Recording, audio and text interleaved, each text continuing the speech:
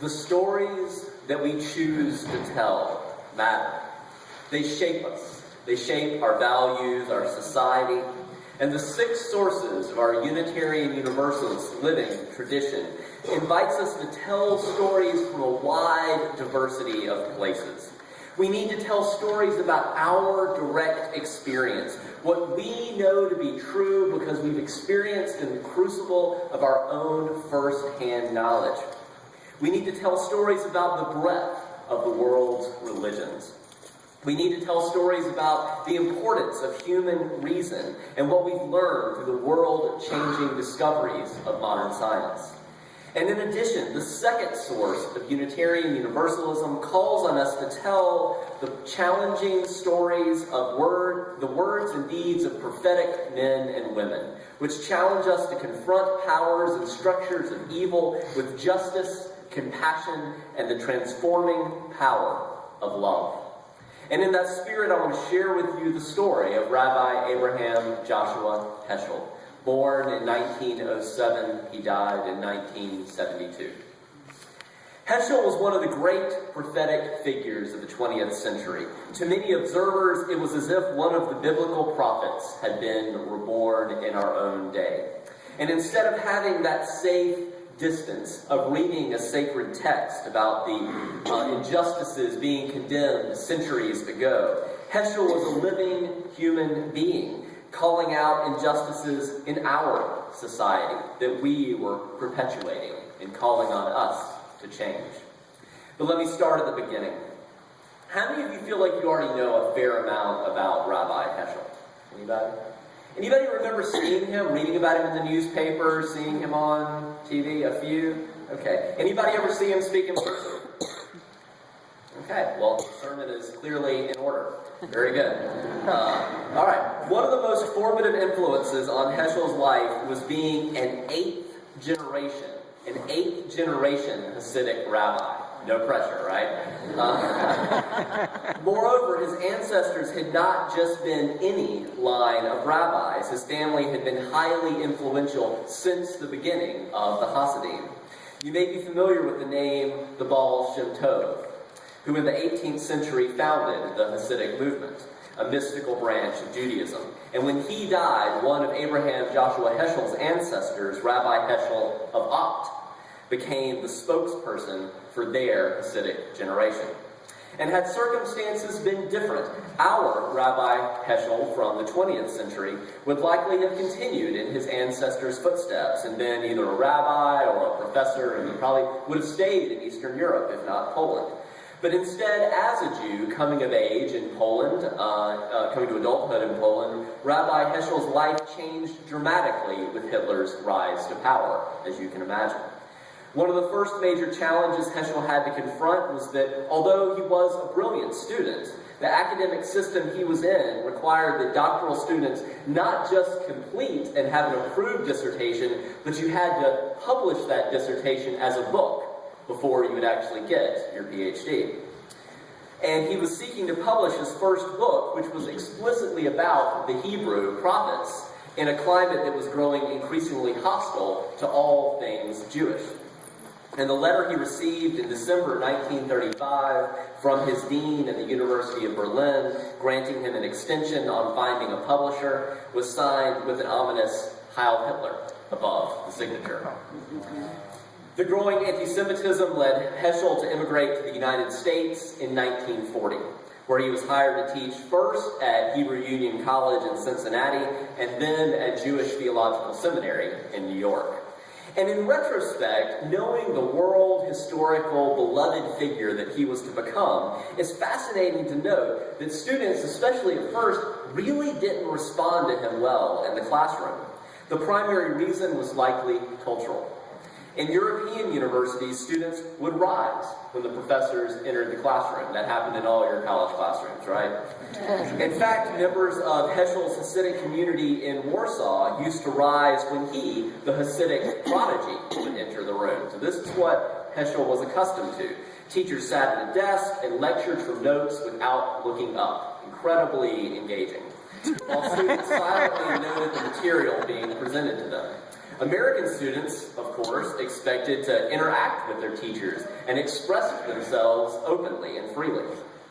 Now, furthermore, Heschel tended to teach not in a standard lecture format, a standard sort of linear mode of discourse, but with digressions, which the American students awfully couldn't follow because Heschel had just grown up. He was so deeply immersed in these classic Jewish texts that his digressions, they just couldn't follow it because it was given in an organic manner instead of a linear fashion.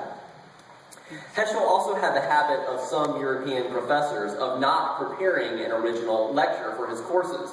Instead, no matter what the course was, he would just read whatever piece of his writing he was currently working on. And you wonder how people publish so much, right? So if you're just constantly reading in class what you're working on, he would even pause during the lecture to write corrections that occurred to him as he was reading this stuff out loud.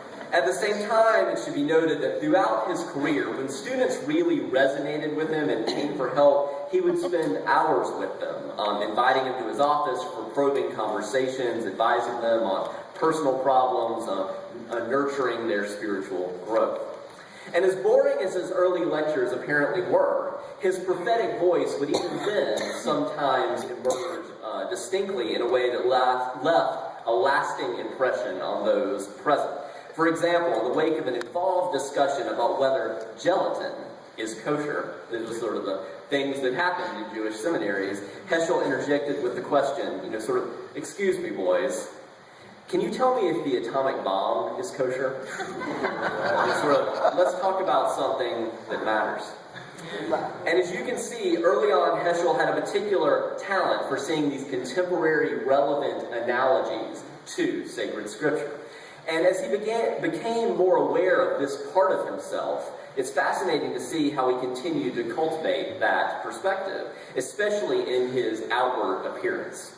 For instance, if you look at an author's photo on the dust jacket of his first major book, titled Man is Not Alone, published in 1951, Heschel looks like he could be on the cast of Mad Men.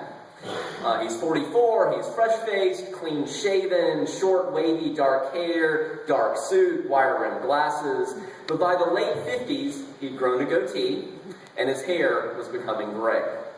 By the 60s, as he's becoming increasingly well-known, especially in interfaith activism circles for social justice, he was really coming into his own in his external appearance, fully owning his role as sagacious rabbi meets Hebrew prophet.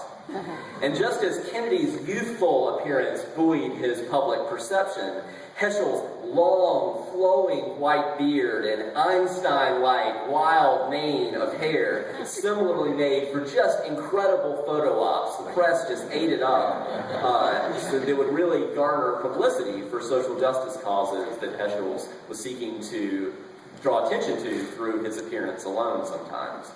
Most famously, a United Press International photographer took an iconic photo, you may have seen this, of Rabbi Heschel marching arm in arm with Dr. King on that Selma to Montgomery march in 1965. That's the same march in which the 38-year-old Unitarian minister James Reed was beaten to death and became a martyr of the Civil Rights Movement. He was a member of All Souls in D.C., All Souls Unitarian.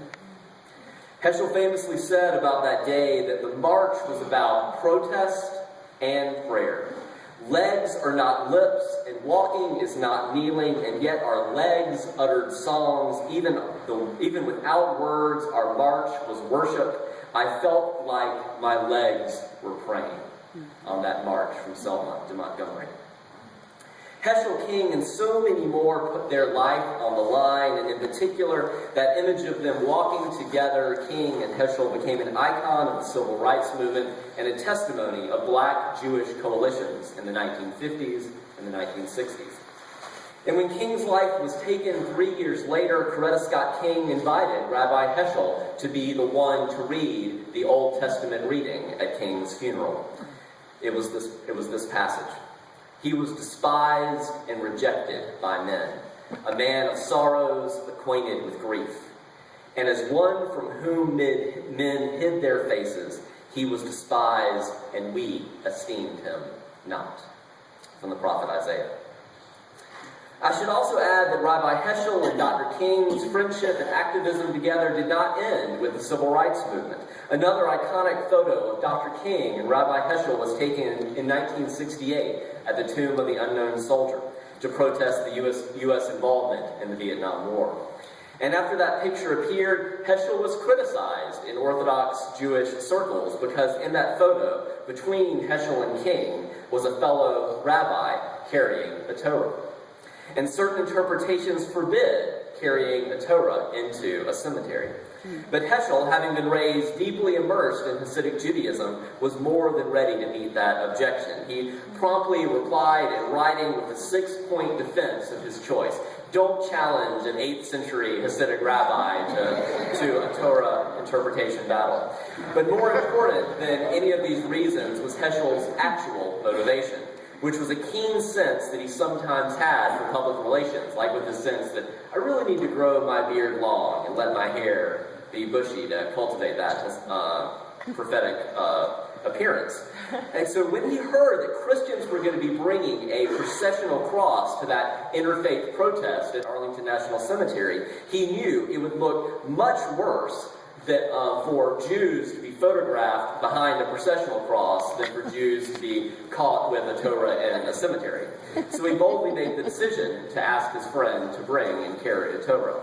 He realized that theatrics and optics matter and can make all the difference in turning public opinion for or against a social justice movement. Speaking of interfaith activism, Rabbi Heschel was also incredibly involved and proactive in Jewish-Catholic dialogue, particularly around the Second Vatican Council in the early 60s, which was, as you will probably remember, a tremendous liberalizing force in the Roman Catholic Church, against which we had a backlash, and now it's turning the other way again. But Rabbi Heschel was quite successful in developing a collegial working relationship with one of the main cardinals who was involved in writing the Vatican II documents, specifically the one that involved the Jewish religion. And although he did not find a sympathetic ear with Pope Paul VI, you'll remember that the more progressive Pope John XXIII, who had convened the council, had died a year earlier. He died before Vatican II ended. And in the midst of Heschel's advocacy within the Catholic hierarchy, his prophetic zeal sometimes showed itself stridently. One of the most prominent examples is that he said publicly, "As I have repeatedly stated to leading personalities at the Vatican, I am ready to go to Auschwitz at any time if faced with the alternative of conversion or death." So he was trying to really put public pressure on the Catholic Church to say that their goal was not to convert the Jews. And I think his point was that after the Holocaust, the importance of Christians changing their understandings of Jews and their relation to contemporary Jews had to change. And due to Rabbi Heschel's involvement, the final Vatican II documents were likely much more open and inclusive toward Judaism than they would have been otherwise. And as I think about this mid-20th century example of a Jewish prophet calling the Christian church to reform, I can't help but think about the recent 84-page apostolic exhortation written by Pope Francis, or as some are calling him, Pope Frank. He's kind of a man of the people. To read just one short description from the New York Times, Pope Francis attacked unfettered capitalism as, quote, a new tyranny, and beseeched global leaders to fight poverty and growing inequality. Francis went further, attacking, quote, the idolatry of money. It's as I said in last week's sermon, the problem isn't profit, the problem is profit alone, when it isn't balanced with people, planet, and profit. And he called us to, quote, attack the structural causes of inequality and to strive to provide work, health care, and education to all citizens. And when I posted on social media about this document, one of my friends joked, so if Obama is a communist for proposing stuff that's far less reaching, what does that make Pope Francis? And when I saw his comment, the only reply I could think of was that, well, at least in the case of Pope Francis, it doesn't make him a communist, it makes him a Christian. We're just not used to seeing enough Christians like that. Thankfully, Pope Francis is somewhat of an example, even if not toward women and gays and lesbians, but that's a separate sermon. Along these lines, I've sometimes had similar thoughts about Rabbi Abraham Joshua Heschel, that through him we have a glimpse of what it would look like if one of the Hebrew prophets or if Rabbi Jesus, so to speak, lived in the U.S. in the 20th century. After all, Jesus was both Jewish and a rabbi, and Jesus is explicitly called a rabbi in the New Testament. And he was not a Christian. Historically speaking, of course, Paul was not a Christian either. Another sermon for another day. In contrast, Rabbi Jesus lived and spoke out of that Hebrew prophetic tradition, as did Rabbi Heschel, as did Dr. King. And our invitation is to look for and listen to prophetic voices today, from Wendell Berry to Thich Nhat Hanh to Aung San Suu Kyi to the late Nelson Mandela. As Rabbi Heschel himself said in an interview, the spirit of the prophet, the message of the prophet is very much alive. It didn't die in the 8th century BCE. The kind of men and women who combine very deep love, very powerful dissent, painful rebuke, they combine all that with unwavering hope. Hope that things can change. And in speaking about how the prophetic sensibility leads one to be deeply moving and involved with the feeling and crying out against the pain of the world, Rabbi Heschel famously said that the opposite of good is not evil. The opposite of good is apathy, not caring. As terrible as evil acts can be, Heschel challenges us to see that apathy can be even worse. That apathy is what allows evil to prosper and spread. And it would have been enough, as the Jewish tradition says, dayenu. It would have been enough if Rabbi Heschel's heart had just been broken by the Holocaust in a way that would have led him to fight against future anti-Semitism, as he did at the Vatican II Council. But more remarkably, he became a prophetic figure on the world stage, which really resonates with our Universalist tradition, because his heart was broken open by the Holocaust for all people, justice for everyone. And to give one among many examples, a journalist once asked him why he had come to a particular demonstration against the Vietnam War. And he said, "I'm here because I cannot pray." Confused and a bit annoyed, the journalist asked him, "What do you mean you can't pray? You come to a demonstration against the war because you can't pray?" And he replied, "Whenever I open the prayer book, I see before me children burning from napalm." And indeed, Heschel continued, we forfeit the right to pray if we are silent about the cruelties committed in our name by our government. In a free society, some are guilty, but all are responsible. How dare we come before God with our prayers when we commit atrocities against the one image that we have of the divine, human beings? These words deeply resonate with our UU first principle, the inherent worth and dignity of every person.